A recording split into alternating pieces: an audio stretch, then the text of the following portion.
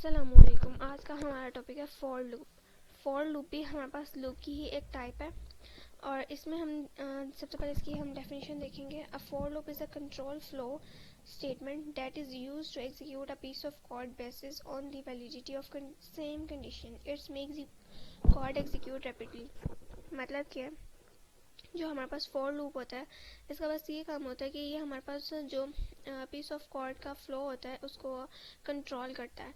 जैसे कि while loop और फॉर लूप जो हमारे पास ये बहुत ज़्यादा स्पेस लेते हैं, तो इसकी जो टाइम कम्प्लेक्सिटी होती है वो ज़्यादा नहीं होती, वो हमारे पास बिग ऑफ एन के बराबर होती है।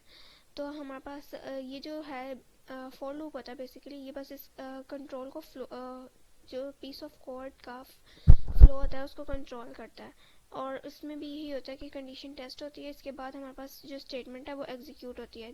जैसे इसका यहाँ पर हम एक सेंटेंस देखते हैं तो हमें ज़्यादा अच्छे से समझ आएगी। इसमें सबसे पहले हम एक वेरिएबल को इनिशियलाइज करवाते हैं, देन इसके बाद कंडीशन को टेस्ट करते हैं और उसके बाद हम इंक्रीमेंट या डिक्रीमेंट करते हैं। हम ये तीनों काम जो हैं हम एक ही स्टेटमेंट में कर देते हैं। पहले हम इनिशियलाइज करवाते थे, देन कंडीशन टेस्ट होता था।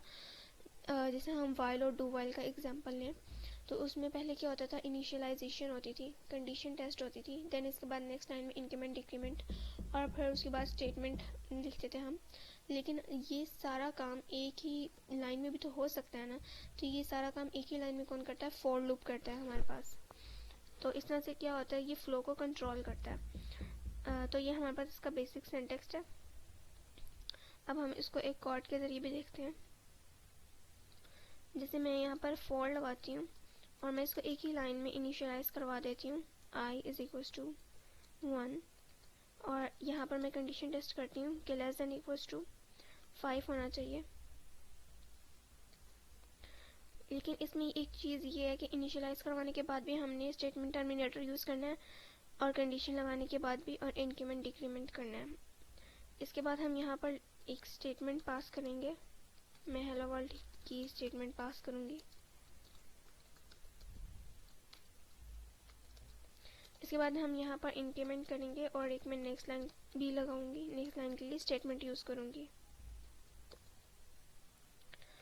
तो बस फॉर लूप का इतना सा काम होता है कि जब हमारे पास नंबर ऑफ लाइंस में हमारे पास कोड लिखा होता है तो हम इस तरह से इसको यूज़ करते हैं कि सारा काम हमारे पास एक ही लाइन में हो जाता है। यहाँ पर इनिशियलाइजेशन भी एक ही लाइन में हो गई है, इंक्रीमेंट और डिक्रीमेंट भी हमारे पास एक ही लाइन में हो रहा है और कंडीशन भी एक ही लाइन में टेस्ट हो रही है और सेकंड लाइन में हमारे पास स्टेटमेंट एग्जीक्यूट हो रही है। अब हम इसको एक दफ़ा रन करके देखते हैं।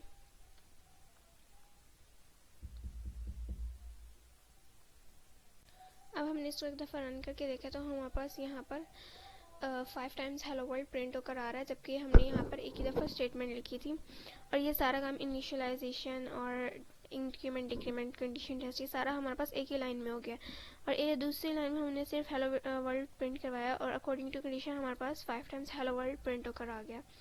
तो ये हमारे पास था फॉर लूप का कॉन्सेप्ट। अगर आपको हमारी वीडियो पसंद आई तो हमारे चैनल को सब्सक्राइब और लाइक ज़रूर कीजिएगा ताकि हमारी हर आने वाली वीडियो आप तक पहुंच सके और हम स्टडी को इसी तरह से एक्सप्लोर करते रहें। Thank you.